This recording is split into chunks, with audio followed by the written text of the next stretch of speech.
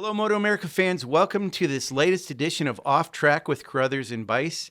I am Bice, and I'm joined by, everybody thinks my name is Bice. It's actually Sean, but everybody calls me Bice. That's okay. I'm all right with it. But I'm joined by our communications manager, Carruthers, who people call Paul once in a while, I think. That's a nice thing they call me. Yes, and we're joined also by a guy that some people call him Baz all the time, but it's actually Loris Baz. Yeah. So welcome, Loris. It's good to have you on. Thank you very much. Yeah, everybody call me Baz. I think it's just easier to remember, right? Right, exactly. Not that Loris is hard to remember. Right. What's your middle name? I don't have middle name. My Oh. mom's name is Nuva, Oh, which is an Italian that's name, your- but we don't Right. use it like just. That's our maiden name. Yeah. Okay. Yeah, Loris isn't from the United States, in case you guys wondered. I don't know if you could tell by the They accent or can hear not, that, yeah. but it's funny. We've been talking a little bit before we started this episode, and Loris has been racing for a long time. I mean, he was racing back when Ben Spies. Not that was all that long ago, but it was 2009 when he was in World Superbike, and he just mentioned to us that he raced super stock in those days on an R1 on that team, essentially. Well, I was with the French Yamaha team, which was the factory-supported team in Superstock. I won the 600 in 2008. I moved to Superstock 1000 in 2009, and I was only like 16 years old. And I remember Ben. I remember watching him around the track, and I can still remember that seeing Ben. He brings something different in the paddock those days, and was really impressive on this bike. That was a crazy year for him. Yeah. Well, so let's talk about you. You 2 years ago were with us, and you went around and learned the tracks, and you rejoined the team again after a year gone on a different make of motorcycle. But now you're back with Ducati on the Warhorse HSBK Racing Ducati. And is it the same bike as it was before, or does it feel completely different? Well, the base of the bike, the model is the same, but they've been improving that bike a lot. We are factory-supported bike from Ducati, and that means we got almost the last update they have in Superbike. So there is some difference. I think the engine is a much stronger spec than I had in 21. The swing arm, many things are a little bit different. Also, the tires have been changing quite a lot since 2021. But yeah, I mean, the feeling on the bike, the first lap I did when I jumped on the bike was the same. Back on the Ducati, which is, I think, my favorite bike in the world. Is the bike I really love to ride. And it's like, for the people who don't understand, when you race a bike, is like talking to your girlfriend, and you have to match together, and she have to understand what you want, and you have to understand your bike. So it's really strange, but when I jump on that bike, I know that I can perform and I can be strong. Then you have a lot of work to do to make it happen, but it's really this bike, this engine shape, the V engine that I really like, the electronics. So yeah, it was when I went back the first lap I did, was really same feeling that I had in 21, more or less.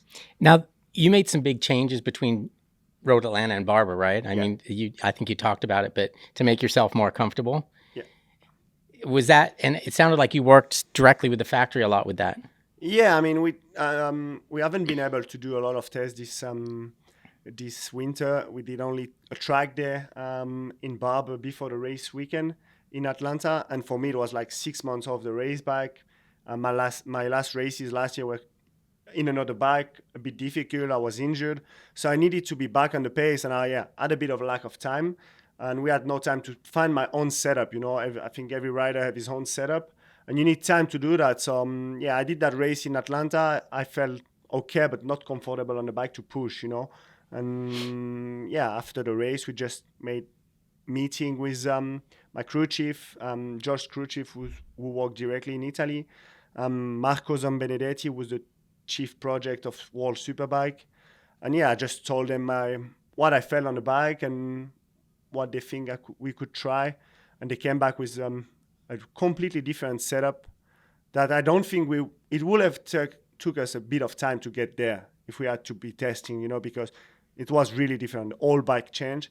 And it's not the kind of thing you go from one day to the other, especially if you cannot test. So it was, really helpful from Ducati. And after the last race in Barber, same. Got a call, sent some message, feeling, debrief, and always sharing some info. So that's really helpful to have the factory support like that. That show how important is it for Ducati. Now, when I was in your pit box at the last race, I noticed for the first time that you speak fluent Italian, right? Yeah. That's Wow. got to be a huge help, because That's I know impressive. Josh Herrin doesn't speak. Yeah, I don't think he speaks fluent English, does he? But I know he doesn't speak Italian. Well, it's the same with me. I don't think I speak any of the 4 languages I speak fluent, but I can speak Spanish, Italian, French, and English. Wow. But I don't think I speak. I'm like Josh. My French is not perfect, but yeah, it's really helpful. My crew chief is Italian. His English is not as good as mine, so it's also my data guy is an Italian guy, so it's easy to speak in Italian. I can share my feeling in Italian easily. I've been working with a lot of Italian teams in the past, so yeah, that's really helpful. When you're in school as a kid in Europe, you learn more languages. Is that what you, or did you learn this from being in the paddock for so long? I've learned in the paddock. Honestly, I haven't been at school a lot. I did 4 years of school in my life, from 6 years old to 10. Then I moved. Wow. Then I moved to Spain for racing with my mom, and she took me out of school, which was not a lot, but I did some homeschool. Homeschool, yeah. Yeah, and then we stopped when I was 12. And yeah, I was living in Spain, so I learned Spanish. And then in the paddock, I've learned Italian. Then I went to do the British Superbike at 18, so I had to learn English really well. I'm not a good school guy. I cannot learn any language if I go at school, but I'm good at learning in the paddock. And it's a long time I haven't learned any language, and I really want to get a new one now. So. And once you learn one, the others come easier, don't they? Well, especially Spanish and Italian are pretty similar, also French. But when you learn, it's actually harder, because when I remember when I was trying to learn Italian, I was forgetting my Spanish one, and I was mixing everything together. Then it's hard in the brain to really separate every language. But then you find words in that really similar in French, Italian, and Spanish. Sometimes a little bit in English, but it's a bit different, to be honest. Now, I don't think we mentioned it in the beginning, but we're at RoadAmerica Yeah, I think for I got the so third excited. round of Yes, the we are. championship, and I know this is one of, if not your favorite track, it is your favorite track in America. Am I right? Well, I think it's Laguna Seca, to be honest, but it's really one of the tracks that when you ride here, there is something special. And I'm lucky I've been doing a lot of track in my life, and this track reminds me Monza, which when you go in the track, you feel history and you feel something different. And then riding it, it's really fun. I think obviously it's much more fun for us on the Ducati than some other guy on bike, a bit slower. Our engine is really strong, and on this track, that's a really good point. But the track is nice to ride, and I'm really looking forward to ride with the new pavement, because I remember 21 was a bit bumpy, but yeah, I can't wait. The place, the atmosphere, and the fans we had here in 21. I watched the race yesterday from last year, and it was the same. There was a lot of people, so it's always super nice to come here. And you touched on it a little bit, but the Ducati's really good here. I mean, Josh was on pole last year and won one of the 2 races, and you can let the big dog eat, so to speak, because the straightaways and things like that. So is that part of? I mean, that's got to help you look forward to something, right? Yeah, exactly. We knew that Atlanta was going to be a good track for us. I was expecting to have a bit of a hard life there, being the first race of the season and having this lack of track time. I was more confident for Barber, but everybody in the team knew that it was our hardest track for the bike. We did pretty well, honestly. We did a big step there. I was really happy on the pace we had on one lap. Was a bit lower, unfortunately, in the race, but still we were closer to Jake and Cameron that Danilo and Josh have been the last 2 years. I think Bobby was in really in his own dimension there on a race pace. I think I had the pace to do the pole there, but there was no way I could have followed him in the race. He was really something. He had something more in the pace there. But yeah, this track we are looking for. Also, Brainerd, we know it's a good track for us. I've always been fast also in Laguna, so good tracks are coming for us, which is cool. That's good. That helps. So last year was the first year on the newly paved track, and they always say it takes a couple of years before a track comes in. It obviously didn't have a lot of rubber on it last year, and I guess it was I don't guess. It was a fast track. We had a lot of records broken, but there wasn't a lot of rubber in it, so it's pretty abrasive. This year, you guys, I would think, probably are going to go even faster, don't you think? Because it's kind of seasoned now a little bit. Yeah, I think so. In all the track, that have been repaved. The first time you go, it's always a different feeling. Sometimes it's fast, really straight away, but the tire life is hard. Sometimes it's really slow. I remember Indonesia 2 years ago, we went there and we were like in the first session, 10 seconds slower. It was slower than on the wet because the track was just made like finished 2 or 3 weeks before. And you have a lot of, if it's really hot, you have a lot of oil and like, dirt coming up from the track, and the pavement is not open. It's just like too new, no rubber, and it can be really slippery. So, I mean, now with being here the second year, I guess you have all the benefit from a new track, but you don't have the defect and the bumps still on the track. So it should be it should be faster than last year. Then time and everything depends of tire that Dunlop bring and also the condition, the weather. So we will see, but should be a fast year, I guess. Well, let's talk about your ankle a little bit, because I'm amazed by this guy. I said, I don't know if you know what I mean when I say that it's like you're bionic. Does that phrase? Yeah. I mean, seriously. So he broke his ankle in 2016, broke it last year. You know, in what track was that? Well, I broke it in Mugello when Bautista crashed and his bike took me out in turn 1, and I had 16 fracture in 2016. I came back after 7 weeks, did 2 or 3 races, and crashed with Paul Espargaro in Silverstone. I had 5 fracture again. Okay, that's 2. I was counting 3. I think we got 4 going it's now. 4. And at the end of the year of 16, I took out all the material of that ankle, and then everything was fine until last year when Lowe's run on my foot in the braking in Indonesia. And this time I had some fracture in my fibula, but mainly all the ligaments from the ankle were gone, broken. All the ligaments from the inside of part of the ankle. So it was pretty long. Like I had bones fracture in my life, but ligaments take a bit longer. It's different. It's painful. So I had to spend I'm lucky I have a good surgeon, like a magician, and it was always him taking care of me in Switzerland. But it took me 3 weeks to get off my sofa, because every time I was putting the leg down was like all the blood coming, and it was much more painful than the bones in 16. And then, I came back. I didn't miss any round last year. I came back in Assen, but I was struggling all season. And I was feeling fit at the end of the season when we took off all the material. And in Atlanta, I broke it. I had 1, but that was the smallest one. I mean, it was like a sprain, to be honest. I did the race I broke on Saturday. You raced race 2 with a broken leg. Yeah, broken. Then I went to the airport. I walked to the airport. I walked in Paris to renew my visa. Then I walked home, and I had the meeting with the surgeon 4 days after the crash. And he said, "Oh, it's broken. You need a surgery." And you're now we go. And I had the screw on it, and it's fine. And you don't limp at all. I don't know how you don't limp. There's got to be pain. There's got to be discomfort right now. It depends. Time. I think you get used to the pain, and I'm lucky that I have my girlfriend with me, Joyce. Yes. She's osteopath, so it's not really common in America. It's like chiropractor, but they have also. It's between chiropractor and physio, let's say. So she knows my body, I think, better than anyone. My ankles and everything. We got 10 years together. And she always take a lot of care of that foot. Wow. So I'm a lucky guy to have her with me. But I think it's also in the head. Riders and every sport guy, you need to forget the pain, and you can't listen your body. You need to listen your body in the training and don't do stupid things and don't hurt yourself more. But when you are injured, you can't just wait to be painless. Mm-hmm. That doesn't exist, I have pain all the time, and that's the life. So you have to forget that.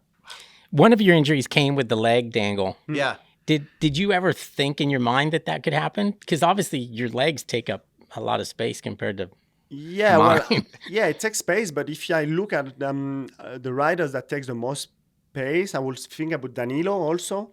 And I remember here going into turn 4. Race 1 with Jake, when Jake touched his leg. Yep. He didn't touch the foot, but he touched the leg. Yep. And Leon Aslam is the one taking the most space also. I think when we race, we always you never overtake too close, because that's dangerous. You can also hit your brake lever and everything. You always leave a bit of space. It happened in Indonesia because Indonesia was repaved and was really dirty. There was a lot of sun on track. And by the time we arrived in the race, the racing line was so narrow. And as soon as you exit that racing line, you were locking the front or high-siding the rear. So you had to overtake so close to the guy. And that's exactly what happened. Alex came and overtake me really close and like run over on my foot. And my foot went like 180 degrees. And yeah, I mean, that's just like, for sure it could happen, but I broke in 60 when I broke my foot. That was not the leg dangle. It was just turn one. Alvaro lost the front and the bike came right in my foot. So, I mean, that's just unlucky when this happened. And you can't change the way you're riding or your riding style to avoid injury. You know, if you start to think like that, you need to stay home. Makes sense. So one of the things we have to cover is when you were here a couple of years ago, we got to know you well. And we actually did a podcast with you I think it was when you first landed and we talked about some things. Yeah. But now that we know you, it seems like this year we really know you a lot better because you are basically the French version of Josh Herrin. What is the deal with the two of you guys? You're like, I don't know, two people, you're twin sons of different mothers. It's like the Step Brothers. Yeah, it is like that. I think we always liked I didn't know him very well until 21. Then, yeah, we were not in the same team, but I could see, and I think the same for him, that he was a fun guy. He see the racing the same way I do. I think both of us would have preferred racing in the 90s than now because it was much more free and you could be yourself. I love the time we live in now with social media and being able to, I'm in America and I can talk to my parents every day and like the world we live, it's really good to travel and things. But we don't have the freedom that those guys had in the 90s to be themselves. And we have to take care about so many things outside of that. And we love to have fun with Josh, but we have to take care about so many things. So being together, yeah, it's we know that we have experience now, and we did some mistake about that in the past, me and him. But we like to be together, and I think that the people enjoy that. They really love, like it's like a bromance between going on between him and me, and people really love that. And yeah, we like to be together. I mean, he's also a nice guy, and we are really different in some things, but also really similar in some other, Was the social media with the flat tire, was that another one? Well, he had two in Barber. So he had one on Thursday. So on Thursday night, he went back to the rental place, changed car, and Friday morning we go to the track, we jump in the car, like, oh, something strange. And the same will puncture again. So I'm like, someone don't like you. But no, it was not that. There was an island. It was just unlucky. So I'm wrapped too tight. I as a human, I just can't be. Yeah. I mean, I'm always like, about like I'm going to fall over backwards on a chair or something, How do you know when to kind of goof around and when to not goof around? Because you're in a serious sport here and it's obviously safety issues, but you know when to turn it on or turn it off? Apparently not, because even there's some things on the starting grid maybe sometimes. I don't know. Well, I think we were talking about that with Josh actually yesterday, and that's another thing we have in common. I think everybody's different with that. Some people, everyone has a ritual before the race. Some people, I think, need, let's say, 90 minutes to focus, are really stressed, they don't like to have people around. Some people, like Josh and me, we can be talking until last moment with people on the grid. It depends also how you are going into your weekend. But I know that all the best races I had in my life, Superbike, my wins, MotoGP, all the podiums, it's always a race I was the more relaxed before. And by relaxed, I mean just really relaxed. Like even sometimes my dad and my trainer like, hey, come on, focus. The French GP in 2017, I finished 8th. So it was really a good race for me in MotoGP. And like 45 or 50 minutes before the race, I'm playing PlayStation with 10 friends in my motorhome because it's my home GP, so I have my friends. And we are talking there, listening music, telling like all kind of story. I can't say that now, unfortunately. Right. And it's the same with Josh. Like we can really be, in Barber, we were laughing before the race. And as soon as I put my helmets on, something changed. And I always said that a racer, when he put his helmets on, earplugs, something changed. The first step is when I put my helmets, when I start to warm up, like 10 minutes before to get ready, something changed. That's one step. Then I put my helmets, I go on the grid, another thing changed. But on the grid, I'm again laughing and enjoying it. And I remember in Barber, I was laughing with my girlfriend on the grid and I had fun. But then when it's like the 3 minutes or 5 minutes board, put my helmets on, and that's like something really changed. I just need that time to be ready, and all my mind comes together, and focus on the race. If I do it too long before, I go in the negative focus, I call it. It means you start to think about negative thing, and you have pressure, and you have the pressure coming up. So I think like the 3 minutes or 5 minutes board is like the right moment where I really like to put my helmets, and that's gone. I'm on a racing mode. You've obviously traveled many different circuits, MotoGP, World Superbike, some World Endurance, and MotoAmerica. And I know you liked MotoAmerica a lot when you were here, and you obviously liked it enough that you wanted to come back. How does which of those other series does the paddock compare to? Because you always hear the paddock in MotoGP is not that friendly. Everybody's too serious, which would work against you because you like to have fun, and the paddock needs to be more relaxed for you to do so. So are we more similar to World Superbike, or are we completely different? It's similar to the old World Superbike. The old Superbike was really fun. I get there in 2008 until 14. Until 12, 13 was really fun. There was a lot of teams. That was the best paddock I ever had, because all the teams were even like sharing. Every riders could go in every team every time, you know. So that was, I mean, in the hospitality in the night, because we had dinner there in the paddock. So that was really friendly. Then something has changed when I came back in 18. But also one championship that I really liked was the BSB.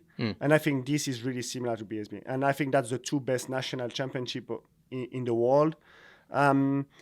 There is so much fans, so much people who likes it. Riders can really interact with the fans, and that's really cool. MotoGP, the problem is you are really busy, because you have a lot of things to do apart from racing. A lot of interview, like the schedule is like on point, and the stress level is really high. So you cannot enjoy so much with the people. But yeah, I mean, here Superbike, BSB, we have a bit more time, so that means you can enjoy a bit more the paddock. So yeah, but I really like it. It's just different, you know. For me, there is a lot of things different than all the other championship. Not having the pit box, that's some stupid things, but for us it's completely different. When I do my vlog online on YouTube, and when the people were like, why they don't have pit box in the US? I'm like, because it's like this here. They like to have the canopy, and we set up the hard pit box, and they're like, oh, okay, that's funny. So it's really it's different for different. us. Like every small track in Europe will have pit box. Wow, really? You know? Yeah, Doesn't matter. Even French Championship, the smallest track, which Wow. is like 1 minute length, have pit box for all the team. Yeah. So at this point in your career, you're back here, you're on a good team, you're on a good bike. Is the goal now to stay here, or do you still have these goals of going back to World Superbike with a different team, and how does that work for Loris Baz at this point in your career? The goal is to have fun at the moment. I had a really tough year last year. Yeah. Physically, and then it become mentally when you're injured and you can't have fun. So I don't know. What I've learned in my career is every time I expected something different happened. So I'm just taking it like race by race. I remember when I was 20, I was like, hey, when I'm 30, 31, I will retire because I will be too old. And now I'm 30, I'm like, oh, I think I can race until 40. And you have many guys that show us now that you can win at 40. So that's really cool. So I don't know. Obviously, you always want to race the highest level, but I really enjoy being here. I love being with Ducati. As I said, I wish I could have more years with Ducati in my life, because it's really a bike and mentality that I love. My best years in MotoGP was with Ducati. I loved the bike here in 21. I had super race when I went back to Superbike with that bike. So yeah, I would say I would love to keep go until the end of my career with Ducati. Hopefully a lot of years here. I love the guys from HSBK and Warhorse. That's why I wanted to come back here. I had some other things, but the main thing I said, if I cannot have a good ride in Superbike, I called my manager and said, I want to be back with Warhorse HSBK, because, you know, you have the racing, but as we said, Josh and me, we take a lot of, I think the personal relationship we have with the people are really important for us. And being friend with my team, it's something I need. And that's exactly what I have with Bobby, with Luis. So that's important. So I don't know. I'm just trying to do the best this year.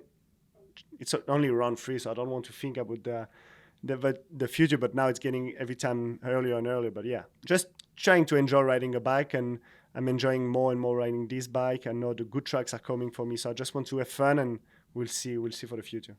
So it's interesting that you went from having an American teammate last year to an American teammate this year. I don't think there are two people more different than Garrett Gerloff and Josh Herrin, but you got along really well with Garrett Gerloff. It seemed like you guys had a good relationship. Oh, he's really fun, huh? Yeah, but he's different. He's not a Josh Herrin, so he doesn't really he doesn't goof around. I don't think He can be a little. No, he's fun. Is he fun? We had really good fun. Okay. I mean, I'm really lucky with. So I did a lot of years alone, but in my life, I think I just had one teammate we were not matching, but all the rest had really good teammates. That's a nice way of saying he hated him. Yeah, I'm just wondering who it was. well, I mean, with Tom, we had a difficult relationship. Tom Sykes. Yeah, but we end up seeing each other in BMW, and last year we had a big crash together when he crashed in front of me, and we ran on him, and I talked to him a lot after that. So that was actually the first time we talked together. So now it's better, of course. I was young, he was fighting for the title, so it was a really hard relationship. It was not bad or anything, it was hard. I didn't enjoy the relationship with him in those years. But apart of that, all the teammates I had in my life, I had Hector Barbera in MotoGP. That was really good fun. Even Stefan Bradl was funny. But yeah, Eugene, Garrett, and Josh, now that's the three best I had in the last 3 years. And three different guys, but we had a lot of fun together. We did big training camp together with Garrett, and we had fun. We had celebrate my birthday in Portimao, and I have some really nice video that I'm going to show when he retire. I can't show before. But yeah, and we're still in touch with Garrett, and he even come in a picture when I'm teaching French to Josh, and he's like, I thought I was the only one. And I'm like, yeah, I'm sorry, but you let me go back to your country, and you're not even following me. So I'm like, I had to find another friend. That's so. If you hadn't broken your leg last year, would you still be on that team and in World Superbike? Oh, yeah, I think so. I had a good year in 22. It was really difficult on that bike, and the expectation we had was high, but the result not as good. But 22 was not a bad year. I was fast. We had some technical problem and thing, but that was a good year. And beginning of last year, I was okay. I mean, I was doing good all the winter. It was not ideal, of course, but we were working hard, and I really liked that team. I had a good relationship with the Bonovo guys. I still have them as a sponsor here now, so I have a really good relationship with Jürgen and Michael, the two team owner. And so yeah, the Bonovo guys were really nice guys, and unfortunately, yeah, that injury happened, and then everything went from like a positive vibe to a negative one. I came back. Started to have a technical problem. The injury I didn't notice at the moment because I was training really hard and I was fit, but on the bike I was not feeling good. And I realized at the end of the year when I had the surgery, took out all the material that I have in my foot, and I woke up from the surgery and I'm like, oh, that's moving much more than yesterday. And then I went on like my bicycle. Even on bicycle I can cycle better. And I say, okay, that's what happened. And apart of that, we had a lot of technical issue. But that's like this, it happened that way, and that means I can be back here. Yeah. So, you can't really regret things. You have to take year by year. And yeah, I think it happened like this because it had to happen like this. Right. Yeah. I mean, at the time, I wouldn't have even thought that Loris Baz would be back in our series last year before that all kind of happened. And even towards the end of the season, it wasn't something I even thought about. So it's cool that you had that relationship to go back to. So you've gotten along with Garrett and obviously Eugene, you said, and also Josh, but they're the first guy you need to beat, right? Yeah, sure. But, I'm never coming in, and I said it in 21, and I remember many people were looking at me in a strange way. I like Pedro Acosta because he says he's not in the paddock to make friends. Mm-hmm. I'm not in the paddock to make friends. I have my friends home, and basically I start from not liking anyone, and then if I end up liking some people and we match together, then it's okay. It's nice. But I don't know. I knew I was going to like Josh for sure the first time. But then as soon as we put the helmets on, it doesn't change anything. For sure, we have, like Barber, we fight together, but we had a bit respect together and trying to help each other. And that's really cool with Josh. That's he helped me a lot in Atlanta. I was riding behind him every lap, every session to try to get back to the pace. And in Barber, I was a bit quicker than him on Friday, and I helped him. So that's really helping us. But then when we go on a race, we want, like, of course, we go. I want to beat him. And Every man for himself. Yeah. But a part of that, if it's better if you can have a good relationship with your teammate. If you don't, then it's not a problem. It's just a bit harder to live because we like to eat, like have dinner, all the team together. So if you like to be together, you can have a really big team spirit. If you don't, it's harder. Like it's more two teams inside of one team, which is hard to live all the season long. But that's racing at the end. And if it has to be like this, it's like this. I'm happy, much more happy. How is it now with Josh than if we were like two separate teams? Do you guys, you obviously you talk about setup and different things, but you couldn't be any different body size. I mean, are there things that you can share, data and whatever? Yeah, data for sure. And I think that help him and that will help me because, at the end it's a track and we all go through the same corners. And if you can compare yourself to someone, that's really cool. Setup wise, yes, we can, but also riding style and weight is really different. But at the end, the setup Ducati came with is a setup that, let's say 85 or 90% riding the V4 R in the wall, BSB, endurance, World Superbike here now. It's the base of almost everyone. Not everyone, but almost. So, and it works with everyone. So it's a bike that the window of setup is really narrow. And if you exit that window, then the bike's not working. So you have to be really precise in this. And we can share things. Also tire-wise, we don't have a lot of track time in the races. So if you have a big tire allocation, I can try one and if it's really bad, and I think that tire will not work in that race, just tell him, don't waste time to try that tire, and you gain time. And you can, if there is like 3, you can try one, I try the other one, So that can be helpful. Yeah. Speaking of the tires, is it different this time around for you with knowing the tires a little bit better? Yeah, well, I never really complain about the tires. Every tires is really different. And I've been racing with all tires in my life. I've been racing with Pirelli, Bridgestone, Michelin, and Dunlop. That's true. So, every tire has its own good and bad things. I do think that in 21, the rear Dunlop tire was not working really well with the Ducati. Then they came with that bigger tire, and it works much better. And the bike, when I ride the bike now, I feel like the bike works well. We do have a little bit of problem in the edge grip, but that's, I think, also something that they found in Superbike. But we have some really strong point, really good drive.